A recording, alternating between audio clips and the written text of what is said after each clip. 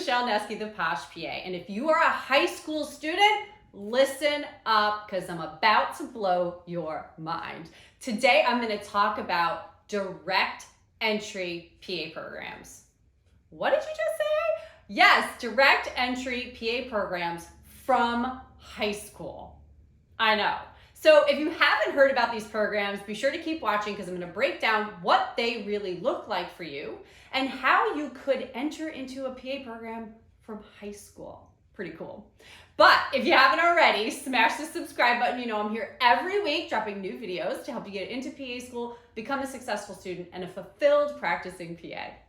All right, so direct entry PA program, what does that mean? So basically, a direct entry PA program means that a high school student can apply and enter into one of these programs from high school. Yes, they do have their own set of requirements, including GPA and SAT scores and different things like that.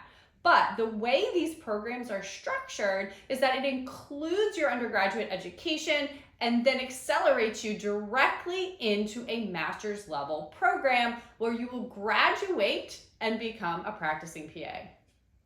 What? Does it take more time? Not necessarily. A lot of these programs are structured into two phases, the pre-professional phase as well as the professional phase. So the pre-professional phase is usually 3 years. Now programs do vary, but in that phase you will be taking prerequisites, undergraduate coursework that you need to complete a bachelor's degree.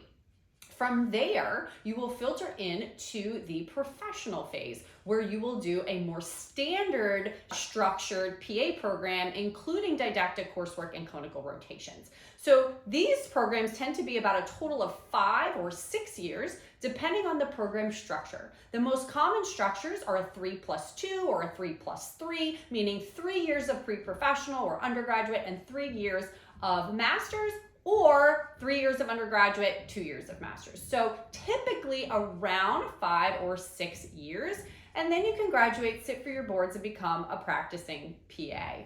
Now, I will say this, it's not automatic, meaning if you get into one of these programs as an undergraduate and you are in the pre-professional phase, you are expected to adhere to certain standards to be able to transition into the master's level program. Those standards are pretty strict, including GPA requirements, gaining patient care hours, volunteer experience. So it's really important to look at these programs before you apply to them to know what you are going to be expected to maintain during the pre-professional phase to be able to move on into the master's level program. Some of these programs will have you interview for the master's level program as well. So be sure to do your research and know what program requirements they have to get in from high school, number one, and number two, what you will be expected to maintain to be able to complete a program like this. Now, I also encourage you to make sure that the PA profession is the right choice for you.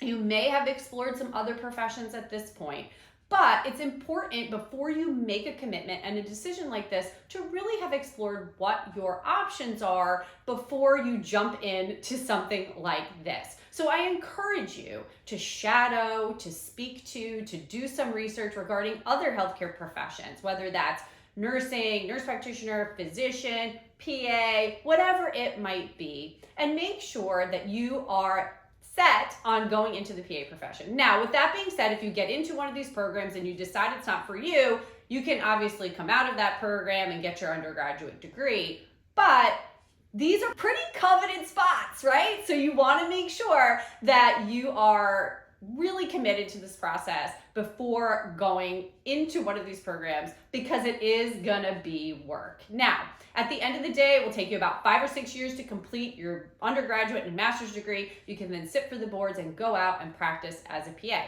As opposed to a traditional PA program model where you get a 4-year undergraduate degree and then you maybe do a gap year or 2 like I did and then go on to apply to a master's program after that. So that typically takes a little bit more time depending on if you take gap years or not. So it does save you some time going into a direct entry PA program like this. There are pros and cons, obviously, to both types of programs, but for the purpose of this video, we'll stick with strictly direct entry programs and what that might look like for you. Having worked with applicants that have gotten into these programs, it definitely takes work to stay in, but in the end, will be worth it if you achieve your dream of becoming a PA.